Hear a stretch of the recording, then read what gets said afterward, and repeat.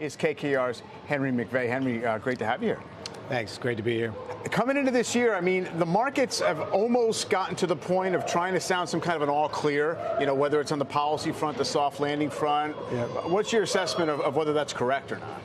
Look, I think, our view is that the market actually bottomed in October of 22. And so we're long-term investors, typically on a 1, 3, 5-year basis. You stick with it. I think we are above consensus this year on growth, and we're actually calling for a mild recession. So that should tell you where sentiment is. So the idea being, growth is universally considered to be like 1% or something like that. Yeah. And so you think it'd be better than that, but with a little bit of a dip. And I think where KKR would differentiate is around the labor market. I think we're seeing a totally different behavior pattern from employers with their employees. Citigroup aside, is generally people are keeping their employees on the payroll, and there's some real demographic issues where we do business in areas like Japan, Germany, even the U.S., where when you find quality labor, you stick with it. One of the elements of, if you look back to that famous soft landing I keep talking about in the mid-90s, was the Fed sort of allowed the labor market to be stronger than they thought it could be, with inflation staying tame.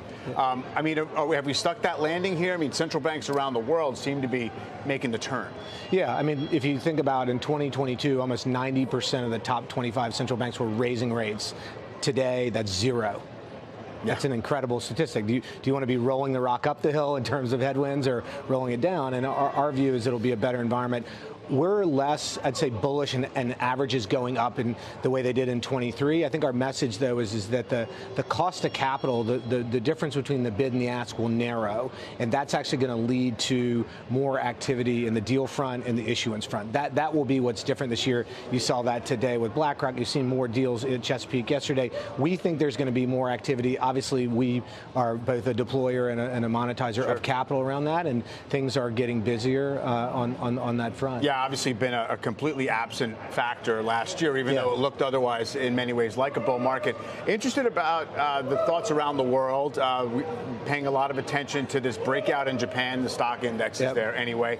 Seem to be feeding off of some specific dynamics in that country, but how would you approach it now? Okay, I'm going to come back and say the same thing we've said the last 2 times. Buy Japan. Yeah, that's right. So you've been there. Yeah. So we're still very active around the private equity side. I think the new tool in our toolkit has been real estate. We made a big acquisition there, and so we've been active on that front too, and even in infrastructure. So we have a dominant presence there. We continue to want to be active, and I think you really see this in government policy that they want corporates to do more and become more efficient. That's a big deal. Second, India continues to be an active market for us.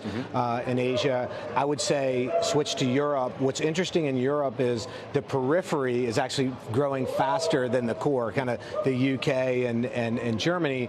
That to me is an opportunity. I don't think long term that Greece is going to outpace Germany and Spain has not done as well. I mean, to me, you go find the good companies in those markets that are maybe having a cyclical downturn, come back to the U.S. The U.S. continues to defy people. Look, innovation is a major differentiator here. We were most active on our private equity front last year in the U.S. in private equity around corporate carve-outs, public to privates, and other acquisitions with existing companies.